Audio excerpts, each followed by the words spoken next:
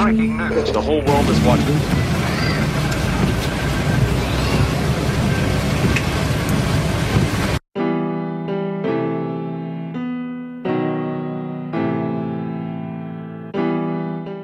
J'ai commencé à m'intéresser à cette affaire de Anders B. Breivik. C'est parce que j'étais un peu choqué par le silence qu'il y a eu après cet attentat. Le silence était assourdissant. À presque 80 personnes, surtout des jeunes, j'ai trouvé que la réaction était en dessous de tout.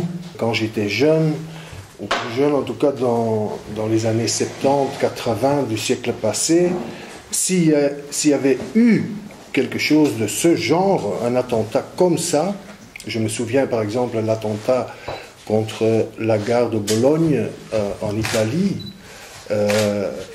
ça a au moins déclenché une réaction généralisée au niveau de l'Europe dans différents pays. Il y avait par exemple un ouf généralisé que ce n'était pas un attentat islamiste. Déjà, il y avait un soulagement que ce n'était pas ça. Et donc, on était un petit peu tranquille et qu'on ne devait pas s'attendre à une vague de haine et de... Oui, tout ce que vous pouvez vous imaginer qui allait se déclencher contre la communauté musulmane dans nos pays. Si ça aurait été un attentat d'origine islamiste, comme on dit, là, je vous garantis que toute l'extrême droite serait montée pour dire on va brûler le Coran, on va pas seulement brûler le Coran, on va aussi brûler les mosquées, etc., etc. Je vous le garantis, ça serait le scénario qui se serait déclenché. Et quand on voit ce qui s'est passé une fois, que c'était clair que c'était un fasciste blanc norvégien, eh ben, tout a changé, toute réaction était beaucoup plus différente que dans l'autre cas. Ce n'est pas normal que, par exemple, un type comme Nizar Trabelsi, qui est en prison depuis 10 ans en Belgique, pour un attentat qu'il n'a pas commis, qu'il est plus connu et que son image est plus présente dans l'imaginaire des gens que, par exemple, un type comme Breivik, qui va passer comme un détail dans l'histoire. Et moi, en tout cas, je n'ai pas vu qu'il y a eu des manifestations, des commémorations pour les victimes. Il y a eu quelques déclarations, mais c'est tout.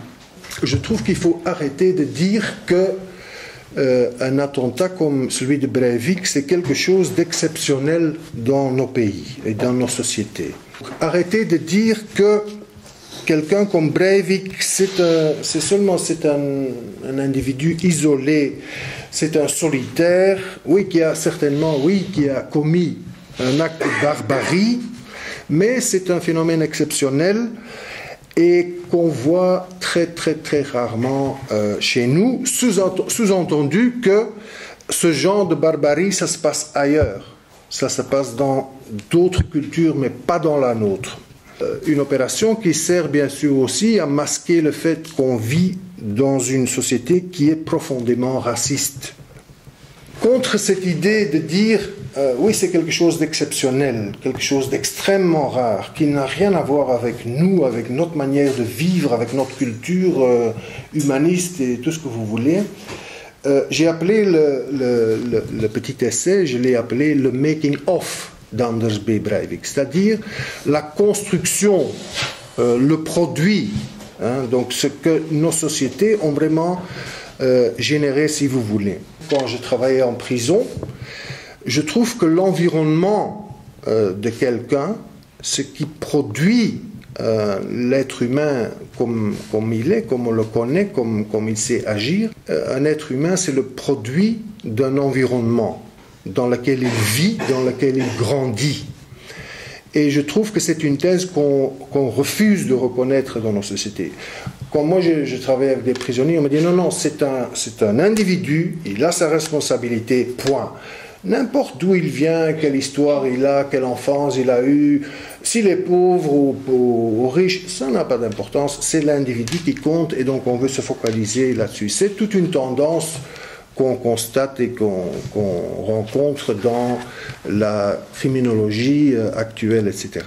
J'ai voulu avancer que pour moi, oui, nous tous, mais aussi Breivik, c'est le produit de quelque chose, d'un environnement dans lequel on vit. Et bien sûr, un individu a ses responsabilités, mais toujours dans un cadre donné. Donc on ne peut pas dissocier l'individu de ce cadre dans lequel il opère et dans lequel il fonctionne. Ça, c'est une chose.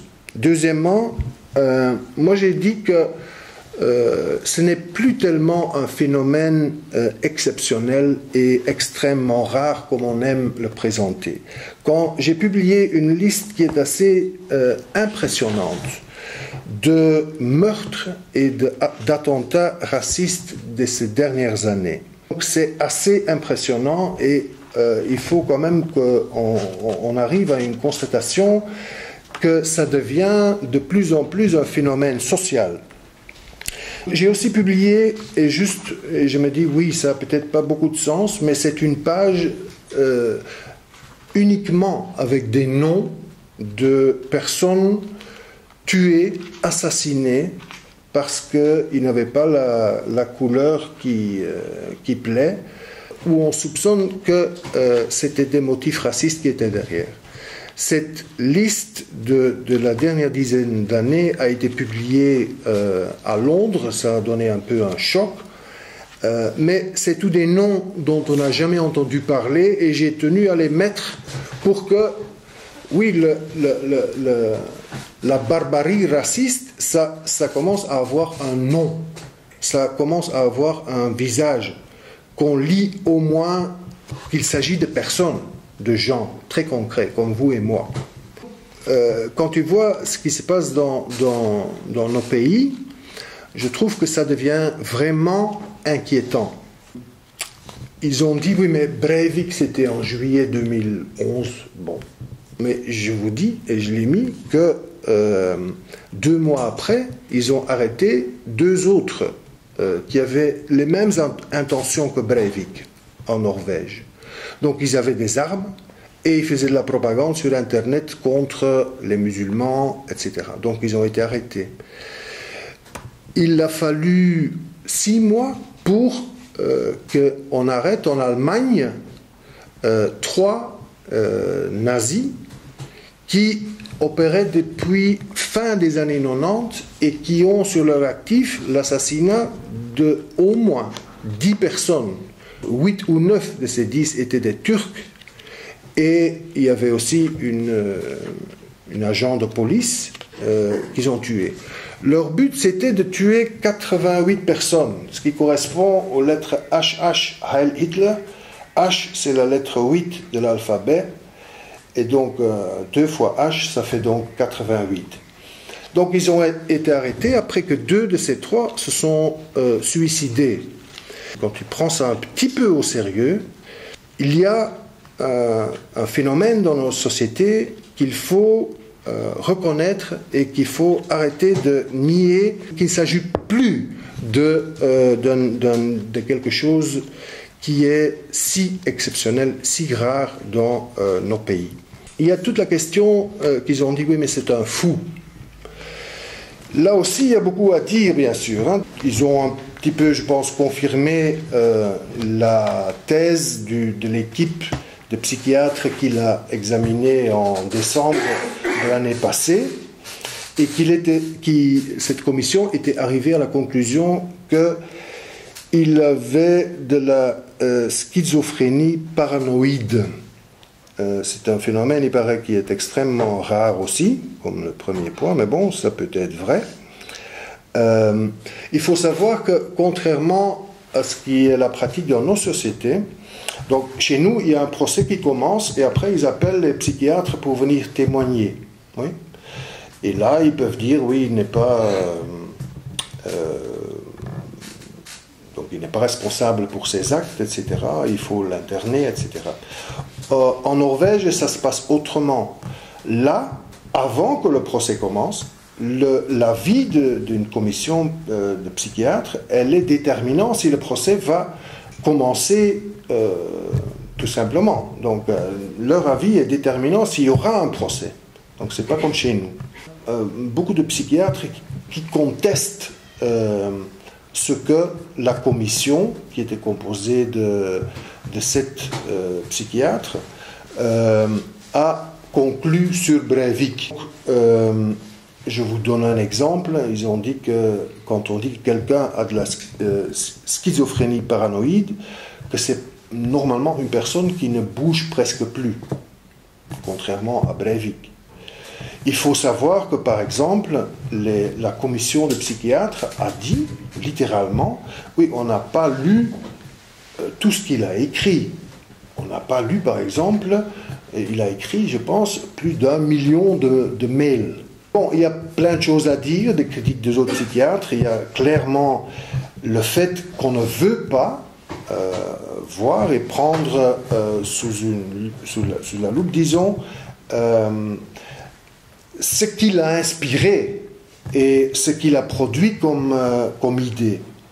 Quand j'étais en prison, j'ai rencontré quand même pas mal de gens dont je me disais, ces gens n'ont pas leur place en prison, ils seraient mieux soignés dans un hôpital psychiatrique.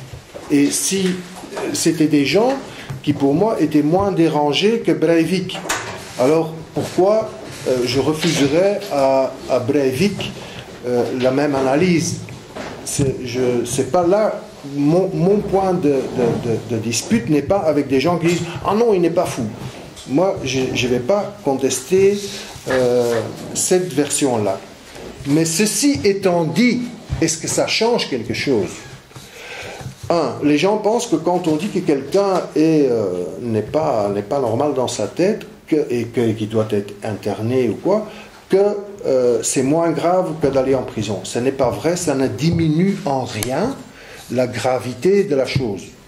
Il faut savoir que il y a un psychiatre américain qui dit dans sa pratique, et il a une pratique de disons 20-30 années comme psychiatre dans les prisons les plus difficiles des États-Unis, et c'est un type qui a fait un travail remarquable.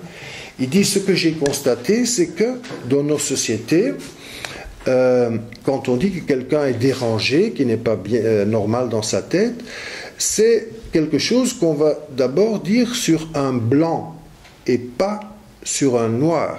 Il dit les noirs ont beaucoup plus la possibilité d'arriver en prison, tandis que pour un blanc, on va peut-être dire ouais, mais il n'est pas très normal, il a besoin d'aide psychiatrique. Lui, il dit mon constat, c'est que c'est avant tout quand tu as la peau blanche que tu as droit à des soins psychiatriques et que pour les autres, c'est plutôt d'office la prison. Ça, c'est un premier constat qui n'est pas sans importance dans toute notre réflexion sur ce qu'on parle. Ils disent, et vous devez une fois reprendre tous les événements, tous les assassinats, aussi en Belgique, j'en cite 2, où on dit que par exemple, la personne qui a tué Mohamed Ashrak à Borgerhout, c'était un enseignant en islam, la personne qui l'a tué n'était pas normale dans sa tête. Le vieux qui a tué les parents d'une famille marocaine, vous vous souvenez, c'était un vieux admirateur du Front National, mais on disait qu'il n'était pas bien dans sa tête. Donc, apparemment, tous les attentats, tous les meurtres, tous les assassinats racistes sont l'œuvre des fous. The whole world is watching.